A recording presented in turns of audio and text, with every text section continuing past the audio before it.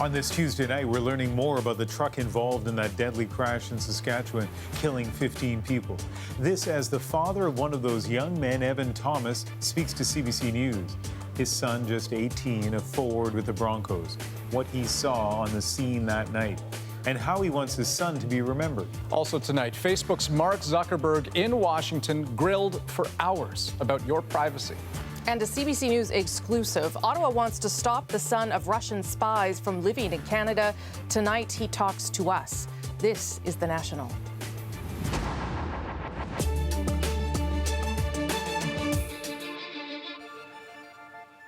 It has been 4 days since the fatal bus crash, 4 days since the lives of 15 families changed forever. Slowly through their grief, some are coming forward to talk about the loved ones they lost, the lives they lived, and how they want them to be remembered. Evan Thomas was one of the 10 Humboldt Broncos killed in the crash, and today his father opened up to CBC News at their family home in Saskatoon. Here's Susan Ormiston. Tell me about what's on this table. It's an interesting collection. His first goal from his SJHL career. Scott Thomas wants people to know his son, Evan, 18 years old, in his first season with the Broncos.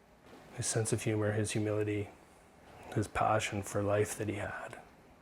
Evan was smart. He loved KD, baseball, and hockey. His name tag from his dressing room, the stick that was left behind, mustn't have been his gamer, probably his practice stick. That was left behind, we got from the dressing room. Last Friday night, he was on the Broncos team bus. Scott was in a car 45 minutes behind. We pulled up to the accident site.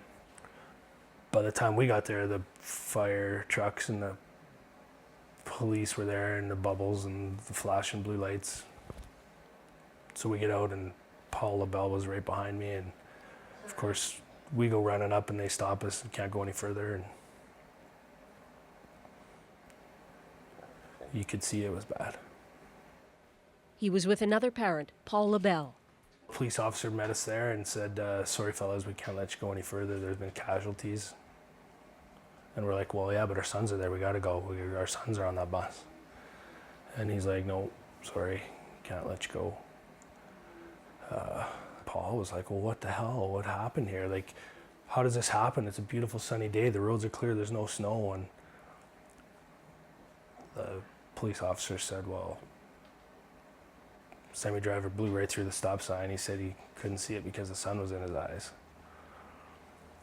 And Paul looks over his shoulder and I look over my shoulder, and this is just my opinion, but the sun wasn't in his eyes. Scott could see the front of the bus, obliterated, the roof ripped off, and he knew from years of hockey that rookies always sat towards the front. So when we pulled up and I saw the front of the bus was gone, I think my head knew right there. My heart didn't. Of course you hope and you hope and you go and you sit in the church and you hope, and most of the families are there, and all the veterans' parents start getting phone calls, we got your boy, come to the hospital. You get a little deeper, and at the end of the night it's mostly the rookies' parents there, and then of course the police had the conversations with us. The parents were warned there were so many injuries they might not recognize their sons, but Scott could. He had a very distinctive birthmark, just a little one on his right cheek. And I remember clear as day, in the bathroom back there, he'd been just after he started school. And he comes running in up to the mirror and takes his finger and he's trying to wipe his birthmark off. And I'm like, buddy, what's up with that? He's like, well, Dad, the kids are kind of bugging me about it. And I said, well, that's you. That makes you who you are. And he never, ever brought it up again.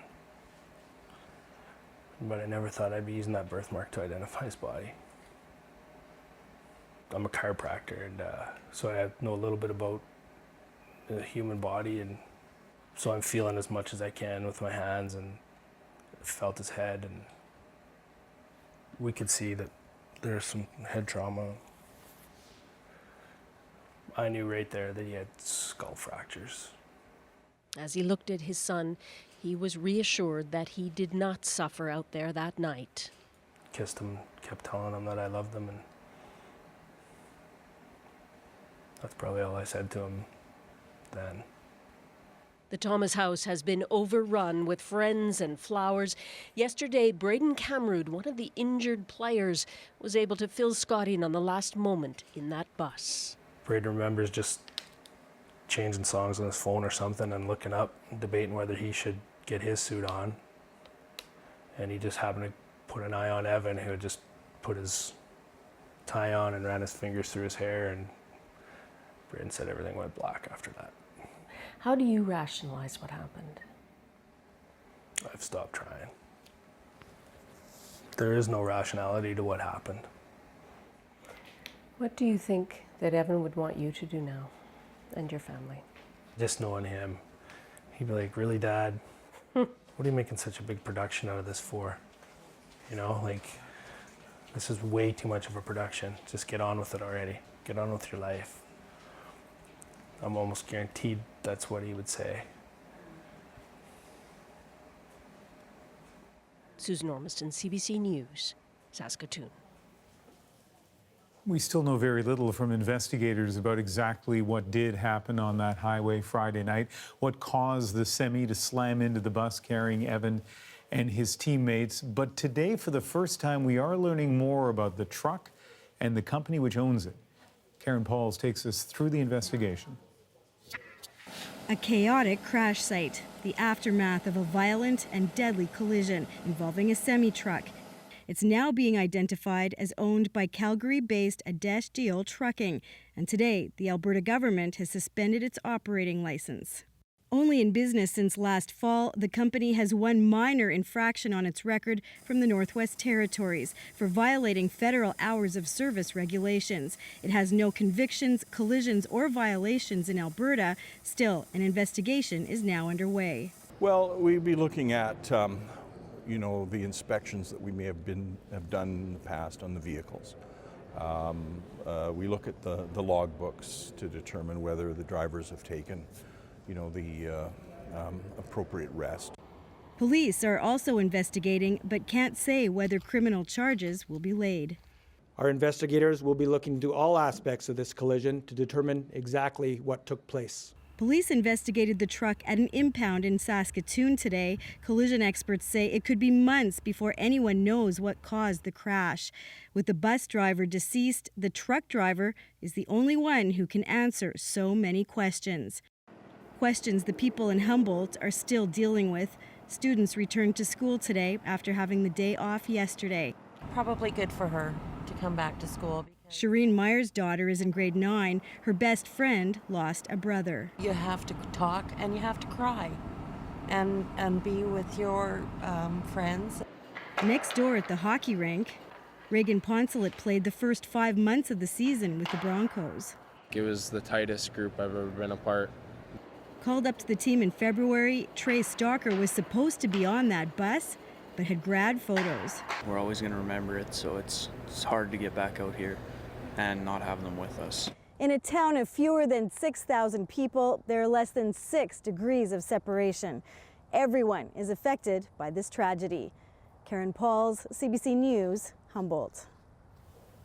And Andrew, I drove through Humboldt this morning, past the arena. Hard to believe that just a few days ago, the biggest concern in this town was whether the Broncos would be winning their playoff series. And yet, Ian, you can see just how much this tragedy has touched people, not just in the town, but across the country, around the world. That GoFundMe campaign we've been telling folks about, tonight, it's hovering around $8 million and counting. Let's turn now to some of the other stories we're following tonight. A media circus in Congress today, and at the center of it, Facebook. Just look at this. All eyes on Mark Zuckerberg, facing a barrage of questions from U.S. lawmakers, all demanding to know more about how Facebook collects and uses your personal data. Tonight, Stephen D'Souza takes us through what he said. Mark Zuckerberg ditched the T-shirt and put on a suit and tie to face hours of grilling from nearly half of the U.S. Senate. He came prepared and apologetic. We didn't take a broad enough view of our responsibility, and that was a big mistake. And it was my mistake, and I'm sorry. Senators were in no mood for apologies. Why should we trust Facebook to make the necessary changes to ensure user privacy and give people a clearer picture of your privacy policies? We have made a lot of mistakes in running the company, but I'm committed to getting this right. There were pointed questions about Cambridge Analytica, the Trump-linked data firm that accessed close to 87 million profiles in an attempt to influence the last election. Zuckerberg said their handling of the situation was clearly a mistake. You were hijacked by Cambridge Analytica for political purposes. Are you angry about that? Absolutely. He was also contrite about Russian meddling in the 2016 election, saying Facebook didn't see it coming, but it's working hard to fix the problem for future campaigns. This is an arms race. I mean, they're going to keep on getting better at this, and we need to invest in keeping on getting better at this too. He also acknowledged working with special counsel Robert Mueller's investigation, but didn't go into detail. In fact, senators seized on his reticence to share information. Mr. Zuckerberg, would you be comfortable sharing with us the name of the hotel you stayed in last night?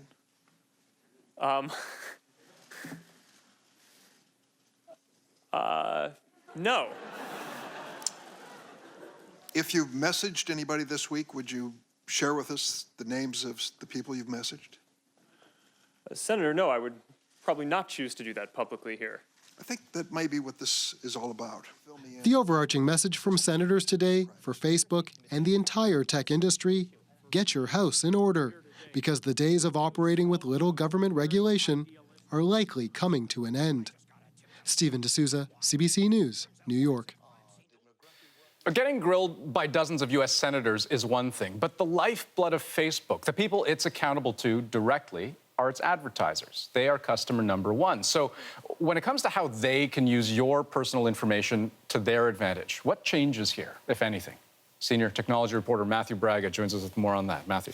Well, so Andrew, I mean, make no mistake, Facebook is one of the biggest targeted advertising, some would say surveillance platforms on the internet. And so it's unlikely to make any big moves that will change its business model. But to understand that business, you have to take a look at the relationship between Facebook, advertisers, and our information. 98% of Facebook's revenue comes from advertisers. And while they don't sell your data, what they do sell is access to a platform that makes it as easy as possible for advertisers to reach you based on your interests. You've told Facebook you went to UBC, you've liked Tim Hortons, and you've joined a group for fans of 60s jazz pianists. And advertisers can use all of those details to target you. But what you haven't told Facebook is you're also looking to buy a car. So why are all those ads for Fords and Hondas following you around the site? It could be because you've been browsing the website for a local car dealership while also logged into Facebook.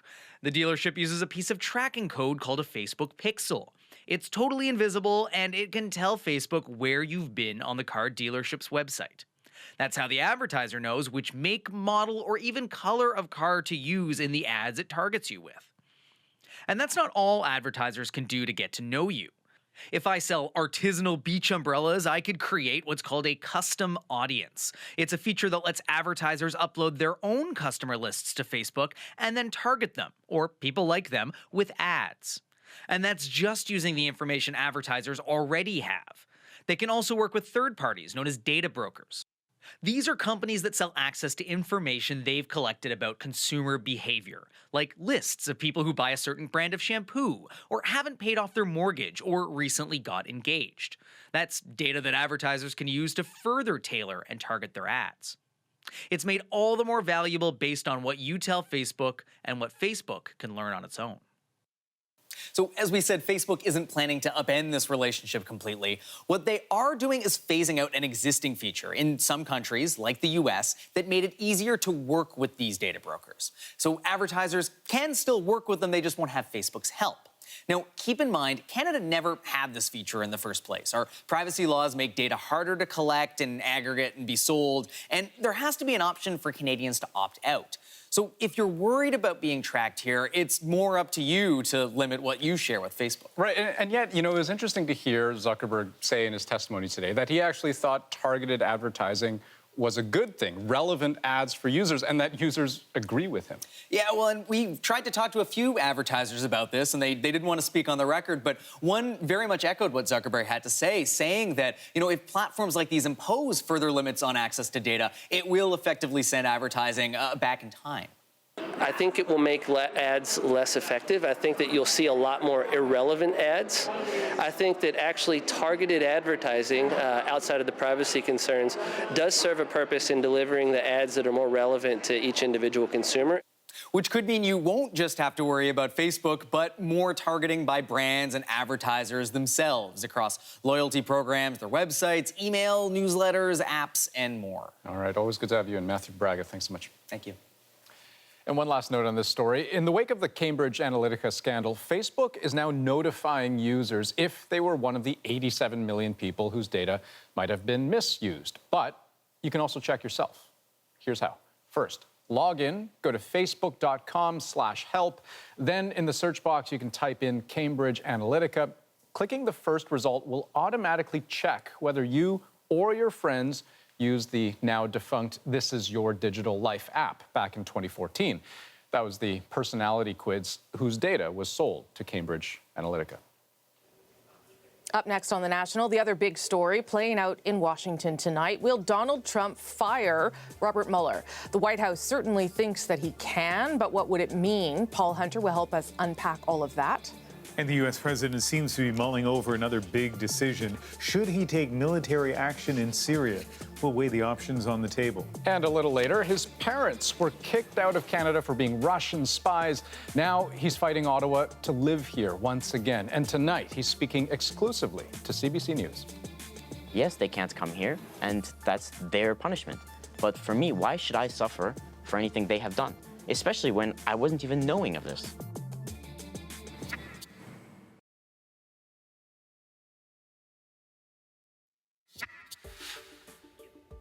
When your catchphrase is "you're fired," anytime you drop even the slightest hint, people tend to take notice. Donald Trump wasn't backing away today or really shedding any more light on how serious he is about dumping Robert Mueller, special counsel for the Russia investigation. But as Paul Hunter reports, even Trump's own party is warning him not to go there. Just in case you missed it yesterday, Donald Trump tweeted his description of it today, a total witch hunt, he wrote.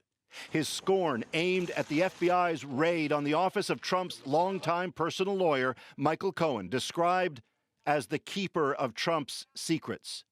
Democrats call it seismic. Trump took no questions on the raid today. Thank you very much. And from his press secretary, Sir, talking about the raid on Michael Cohen's office, only a quick reference back to Trump's view. I think that the president has been clear that he thinks that this has gone too far. The documents taken in the raid reportedly deal with so-called hush money paid to a porn star and a Playboy bunny prior to the 2016 election to keep quiet about their relationships with Trump. Salaciousness aside, if there's evidence the payments were indeed election-related, a crime may have been committed. Complicating matters for Trump, it's one of his own appointees, Deputy U.S. Attorney General Rod Rosenstein, who reportedly signed off on the raid. Itself said to have come after a tip from Robert Mueller, the special counsel investigating possible ties between the Trump campaign and Russian attempts to interfere in the election. With Trump hinting he may now fire Mueller. Certainly believes he has the power to do so. Today, even Republicans are warning the president, don't. I think it would be suicide for the president to fire him. I think the less the president says about this whole thing, the better off he will be. Few outside the White House debate the action of the FBI on this, but in a sense, what was behind the raid is a moot point anyway. Investigators are now going through the documents they seized, said to include those involving Trump, and whatever flows from that is now set in motion regardless. Rosemary. Okay, Paul, so it sounds like the president at least believes that he has the ability and the powers to fire Mueller. Does he actually have those powers? Yeah, well, the White House sure seems to think so, which suggests the White House has indeed looked into it. But conventional wisdom is that it's not straightforward. A special counsel answers to the U.S. Attorney General, which would mean it'd be up to Jeff Sessions to fire Mueller. But Sessions has recused himself from anything to do with the Russia investigation, so it would instead fall to Rod Rosenstein, the deputy AG. Rosenstein's a Trump appointee, but in the past has given no signal he has any interest in firing Mueller. So Trump would have to fire Rosenstein, which he's allowed to do, and replace him with someone who would in turn fire Mueller. All doable, it would seem, even if it would no doubt spark a political firestorm. That said, tonight, there are reports Trump is indeed now considering firing Rosenstein, and that White House aides have spent the past 24 hours trying to convince him not to make a rash decision. Rosemary. Paul, you're following all the twists and turns. Thank you, sir. Fixer, one-man cleanup crew. By now, you've probably gotten the idea that Michael Cohen is more than the president's personal lawyer. Here's a brief on what it means to be Donald Trump's right-hand man. I'll be back, and I look forward to giving all the information that they're looking for. By the special counsel, Michael Cohen's job is to make problems go away, but he's also been Trump's man on the ground for various deals. Today, the excitement continues. The failed reality TV partnership with a Russian mixed martial arts star favored by Putin. The 2010 failed partnership with a Kazakh company allegedly linked to a massive money laundering scheme. In 2015, Cohen secured a payment to Trump's charity for a speech to a pro-Russian Ukrainian oligarch. Also, during the presidential campaign, Cohen tried to broker a deal for a Trump Tower in Moscow. Regarding that deal, the New York Times obtained an email to him from his go-between, Russian-American businessman Felix Sater, that read, "Buddy, our boy can become president of the USA and we can engineer it. I will get all of Putin's team to buy in on this." I have nothing to do with Russia. As they comb through Cohen's records, the FBI might be looking for details of questionable payoffs to the likes of Stormy Daniels, but they could find so much more. Now, it's important to note that raiding a lawyer's office, taking privileged documents, it's a pretty extreme move. Legal experts say the FBI would typically have had to make a very compelling case that Cohen was hiding something to actually get that warrant. And lots more still ahead on The National, including an exclusive interview with the son of 2 Russian spies. His family's story inspired the hit TV show The Americans, and he sat down with our David Common to explain why he's fighting to move back to Canada. There's no charges raised against me or my brother. We're completely innocent. And so, I just want to live my life.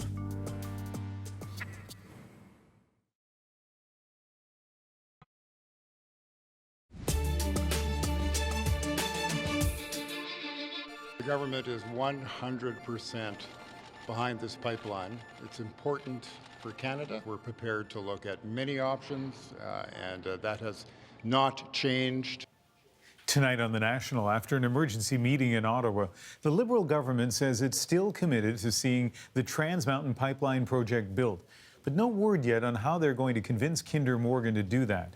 The energy company is suspending all non-essential spending on the project. One of the big issues, opposition from British Columbia. The company says Ottawa has until May 31st to reassure them there won't be any more delays. I'm anxious to get to court, get this dealt with as quickly as possible, and get back to serving the people of Canada. That is one of Canada's highest-ranking military commanders speaking publicly for the first time about the criminal case against him. Vice Admiral Mark Norman made his first court appearance today on a breach of trust charge. He was suspended from his position as Vice Chief of the Defense Staff last year and accused of leaking sensitive information. If he's convicted, he faces up to 5 years in prison. Lots of anger, but little action at the UN Security Council. Yet again, it's failed to reach a consensus on how to respond to Saturday's suspected chemical attack in Syria. You do not want to hear the fact that no traces of a chemical attack were found in Douma. This is something along the lines of March Madness. History will record that on this day, Russia chose protecting a monster over the lives of the Syrian people. Russia vetoed a U.S. drafted resolution that would have condemned the attack. Its own resolution also failed to pass.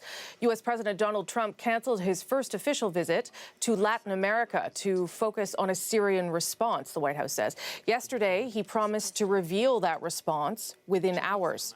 Lindsay Duncombe is following these developments for us in Washington tonight. Lindsay, what kinds of options does the international community, does Washington have on the table here for responding to Syria? Well, when we look at the military options, Rosie, there certainly are difficulties associated with all of them. One of the things we're hearing a lot about tonight is the idea of another strategic strike, something along the lines of what Donald Trump did last year by ordering missiles to take out the air base where officials believed the chemical weapon attack was launched from. And that is problematic because the message that is supposed to be sent with something like that is that chemical weapons won't be tolerated. And with Assad still using chemical weapons, then you have some calls tonight for a larger response that would see more targets and potentially the involvement of other nations. But the big fear there, Rosie, is escalation, especially when you look at who Syria's allies are, Iran and Russia. And that has the potential danger of spilling the conflict over into other areas. The United States has the air power, the ability to take out the Assad regime, but something like that has the potential to be catastrophic because it would create a power vacuum and create a larger humanitarian crisis than the one that already exists. So there's another option that few people are talking about, and that is nothing military, do nothing at all. Instead, push more sanctions on Syria, on Iran, and on Russia. But certainly with the kinds of things that we've been hearing from Donald Trump over the past days, I don't think that's likely. Okay, now obviously this president talks a lot about domestic policy, America first. So getting involved in this sort of geopolitical chess game seems to go against that. What's at stake for him? Well, I think part of it is nobody wants to see those pictures. It's heart-wrenching for Donald Trump, for the other leaders to see what is happening in Syria, especially when you consider that this is a war that has been going on for more than 7 years. So there's a genuine desire to do something. And at the same time, for all the America First talk, there is a sense in this country that it is the responsibility of the United States to do something. I spoke to John Glasser of the Cato Institute. Here's how he put it. There are both domestic and international audiences here, and in a big way, the pressure to act is about showing the world and the United States that we are still the global policeman. And certainly, he mentioned a domestic audience. You can't look at this situation without looking at the domestic political situation here. Remember, Rosie, when Donald Trump ordered those strikes last year, they were quite popular. He received a lot of praise for that. And when you consider the chaos that this White House is in right now, he could be looking for some good press. Lindsay, thanks for that. Appreciate it. The war in Syria has escalated into an immensely complex international conflict involving some of America's enemies and closest partners on different sides. Here's the brief. It was 2011 when anti-government protests began. Violence escalated quickly and the country descended into civil war. 7 years on, heavy fighting has destroyed much of the country. Different groups are trying to take control of Syria. The fighters, known as rebels, are against this man, Syrian President Bashar al-Assad, and the soldiers who support him. The situation is even more complicated because other countries have also gotten involved in the conflict. The Syrian government's key supporters are Russia and Iran, while the U.S., Turkey, and Saudi Arabia back the rebels. Many say it is a proxy war for those nations and different factions. And it's horrible. We can't let that happen. The U.S. blames the Syrian president for a lot of what's going on. Donald Trump says Assad used chemical weapons to kill many of its people. Syria has said that the chemical attack is a fabrication, as has its main ally, Russia. Civilians remain trapped in the crossfire. More than 400,000 Syrians have died in the conflict. Millions more have been forced to flee the country altogether. Let's focus now on another major international story involving Russia, Andrew. Yeah, Rosie, a significant development in that poisoning of an ex-spy and his daughter. Yulia Skripal, the daughter of former Russian double agent Sergei Skripal, has been released from hospital. Both were poisoned with a military-grade nerve agent invented by Soviet Russia, but both survived. Her father is still in hospital. British authorities are now arranging for a new identity and a new home for her, likely in a country with intelligence links to the UK, including possibly Canada. Now, Sergei Skripal, Yulia's father, was a Russian agent who switched sides. He spent time in prison for it until 2010, when he and other agents were freed. It was a prisoner swap. The U.S. gave up 10 Russian spies it had captured, deep cover agents known as illegals. Those 10 lived entirely double lives, completely concealing their ties to Russia, and 2 of them lived right here in Canada. They had kids, 2 boys. And although the federal government has tried to stop it, one of them, Alex Vavilov, is now returning to Canada. David Cohen sat down for an exclusive interview with Alex, the son of sleeper spies. There you have it. What's it mean to have that? It's vindication, right? After a long legal fight with Ottawa, Alex Vavilov has his first valid Canadian passport in a decade. Life is almost like a movie. He's looking for a job in finance and plans to live in Canada. But his parents will never be permitted to visit. Yes, they can't come here, and that's their punishment. But for me, why should I suffer for anything they have done? Especially when I wasn't even knowing of this. Few did, and that was the point. Years before Alex was born at Toronto's Women's College Hospital, his parents snuck into Canada as Russian sleeper agents. Alex and his older brother Timothy say they had no idea their parents were spies. The couple was eventually caught in Boston in 2010 following an FBI surveillance mission. It was a bit traumatizing as an experience, and especially confusing. At first, I had no idea what was happening. His parents pleaded guilty to espionage and were sent back to Russia in an historic spy swap.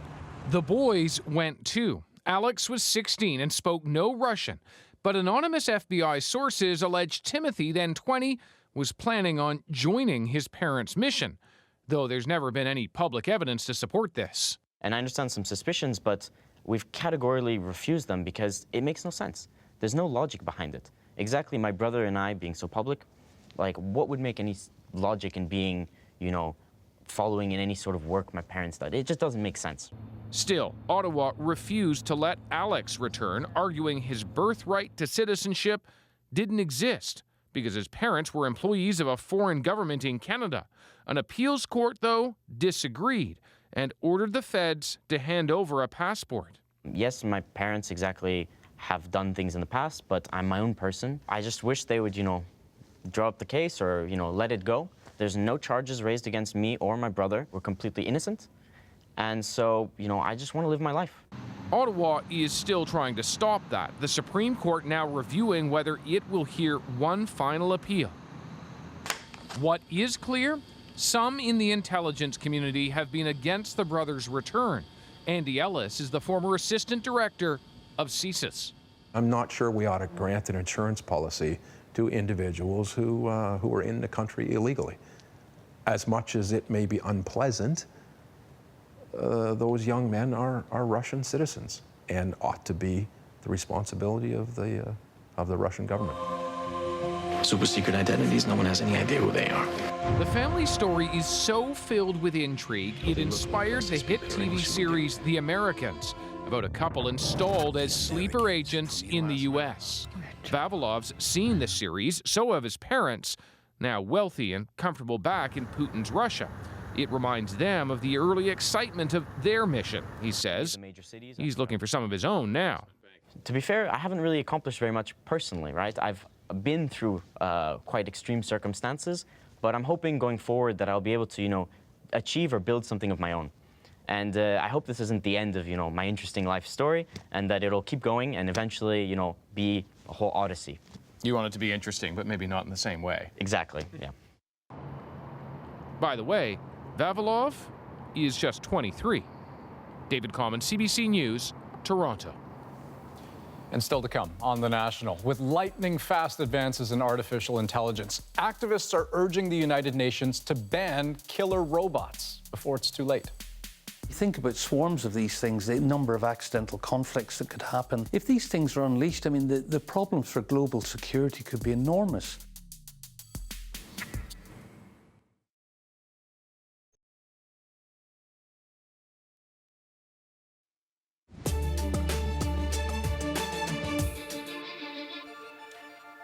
It used to be the stuff of dystopian fantasy. A war starts, killer robots are unleashed, and soon there's unstoppable devastation. But the worry is that may not be so far off if the world doesn't put a stop to lethal autonomous weapons. As Nella Ayed reports, governments are meeting at the UN this week to discuss regulations, but not everybody's on board with a ban.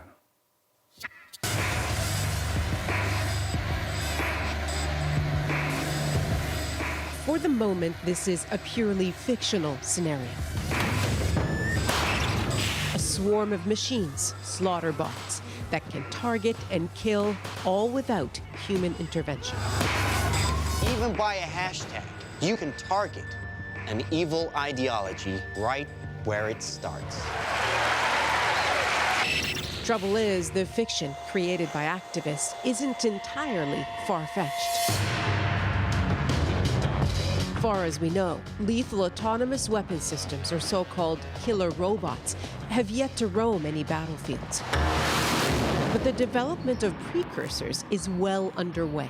So is an international effort to ban them entirely before they become real. It's very important for all of humanity because if these things are unleashed, I mean, the problems for global security could be enormous. Put aside for a moment this idea of robots and consider the Samsung Techwin SGR-A1. It patrols the South Korean border and has the ability to autonomously fire if it senses an infiltrator. Right now, it prompts an operator first. Or what about the Russian semi-autonomous T-14 Armata tank? Or the British BAE Systems Taranis, both human-controlled but with semi-autonomous functions. Israel, Russia, the US, and China are all contestants in what's being described as a new global arms race. Some of the prototypes have artificial intelligence. They can learn and get smarter with increasing degrees of autonomy. 5, 4. The Pentagon has experimented with swarms, drones made to learn to think and react collectively. Hello, welcome to Sheffield Robotics. At the University of Sheffield Robotics Lab, swarm technology is still being perfected, not for military use, but for space exploration. Complexity inspired by nature. So now I start the experiment. So the robots are fully autonomous. They make their own decision. This drone senses, inspired by the honeybee, could ultimately be useful in disaster zones for search and rescue missions. Without international rules, the team came up with their own ethical manifesto. No negative uses, no collaboration with weapons developers, and that moral responsibility ultimately rests with a human, not the robot. I mean, even the wheel has positive and negative uses. And I think that's inescapable, but it's our responsibility as scientists to acknowledge and reflect on that and then try and be advocates for responsible science. It's why Professor Noel Sharkey, once a robotics professor here, is now also an activist. You think about swarms of these things, the number of accidental conflicts that could happen, the ease of attacking anywhere in the world, and will wars end? Now, how do you minimize something that's unanticipated? The ethical and moral questions hotly debated, part of a lecture series on automatons in Halifax last month. His arguments against the risk of malfunction, possible cyber attacks, threats to human dignity. There are also arguments in favor. It will spare the lives of soldiers. It'll spare the conscience of soldiers. It'll spare soldiers from the threat of suicide. So you can make sure, for instance, that a machine will not kill from fear, anger, lust, revenge, political prejudice, stupidity, confusion, fog of war. There are other benefits, say advocates, which may be lost with an outright ban. The U.S., for one, would prefer to work within existing laws of war. There's no doubt that automation used in the right way could make war more precise and more humane. In fact, we know that we can build machine learning systems today that can identify objects very well and actually beat humans at some benchmark tests for image recognition. But at a UN meeting this week, and despite what's been described as foot dragging by some countries, activists are still demanding a ban. One supported by the late scientist Stephen Hawking, Tesla's Elon Musk. Can we afford incremental movement forward as technology spirals to God knows where? And Nobel laureate Jody Williams, who inspired the Ottawa Treaty to ban landmines.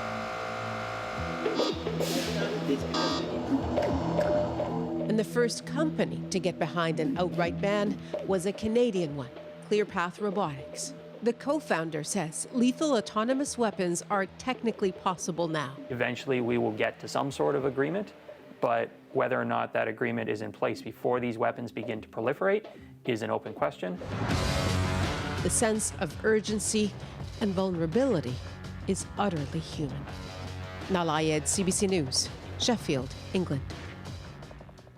We'll be back in a moment with tonight's moment. But first, a movie is being shot in Toronto about a rough and tumble mayor dodging a drug scandal as a young journalist tries to nail down the story. Gee, that all sounds so familiar. Yes, I have smoked crack cocaine.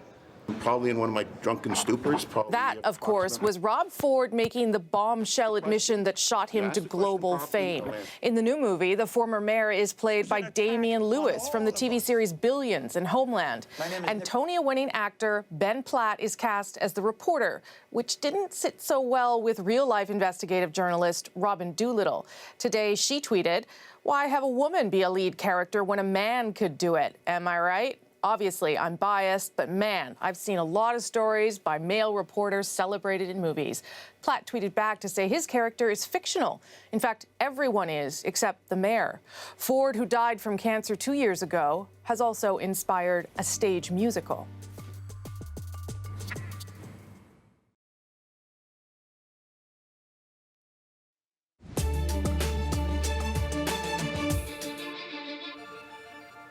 When we began to hear the magnitude of the Humboldt tragedy, it stirred painful memories for many people in Bathurst, New Brunswick.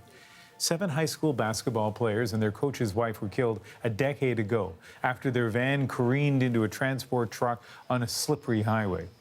Now people in the community are sharing their experience, hoping that it will help those just beginning to grieve. Kayla Hounsell was there. When you drive into Bathurst, a reminder of the city's painful past is the first thing you see. A basketball net displaying the photos of 7 high school players, now known as the Boys in Red. They died along with their coach's wife in January 2008 on their way home from a game.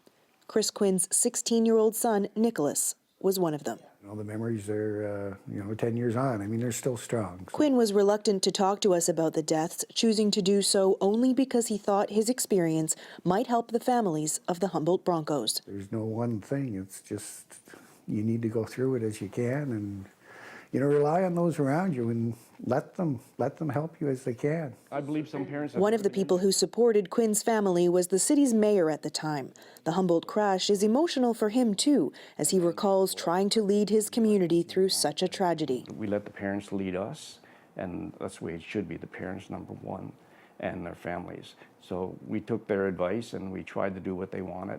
Burnett says it's important for cities to provide public space for people to gather to discuss not only the tragedy, but also projects for remembrance, to also facilitate access to professional therapy and organize fun family days. And in the months and years to come, keep meeting, keep talking. There's no written manual for this. No manual, but Sean McDonald has learned some hard lessons about coping. He was the guidance counselor at Bathurst High a decade ago. He says the school got deliveries of pizza, flowers, and messages from all over the country, and he truly believes it helped to know they weren't alone. He's now the basketball coach and the principal, and felt the need to call his Prairie counterpart. Just to go out there and say, hey, here I am. We've gone through something very similar. If there's any way I can help you out, I'll be happy to do it. This is all the boys. Chris Quinn says he and his community are forever changed, but life does go on. Time helps. It doesn't heal, but time helps. Kayla Hounsell, CBC News, Bathurst, New Brunswick. So many people have been touched by this, and tributes for Humboldt have continued to pour in from across the country, including from Kingston, Ontario, where one man wrote a song to honor the Broncos. Jay Smith posted that song, Humboldt Strong, on Facebook early this morning. It now has more than 500,000 views, and we caught up with him in his studio. That is our moment of the day. In Canada, hockey's a big thing, right? And it's just like being in a band. I mean, they're not just your bandmates, they're your family. And I just got up and went out to the sunroom and picked up the guitar like I usually do when I can't sleep. But this song just kind of came pouring out of me. Left a stick outside the front step and signed all your names. Turned the porch light on just in case you wanted one more game. There's no referees or scoreboards, and the periods never end. Use the clouds as a nice drink while you play with all your friends. Well, hey, people posting with the sticks outside on the door and the candles and the lights, and then just seeing the pictures from the crash site and all that. It literally brought me to tears again. I got my teammates by my side. You don't have to cry. Just promise me one last thing. You'll leave the light on. Put my stick out by the door. I just literally like to say to the Broncos family and the entire province of Saskatchewan that we're all still thinking about you and we will for a very long time, and much love from here to you. The poignancy of that song really registers in just those opening lines, that idea of leaving the sticks out, the porch light on, in case the boys want to play one more game. It is a haunting image, but a beautiful one. I'm still getting those pictures, too. I asked people to send them yesterday, and they're still tweeting them. He's going to record that song tomorrow, and the proceeds will go back to the team. Mark my words, other songs are coming. I'll bet you right now there are a lot of Canadians, so many people have been touched by this, and so many artists, I'm sure, inspired to do songs and art and so many other things. When have we seen something that's touched so many people across the country like this? That is the National for April 10th. Good night. Good night. Night.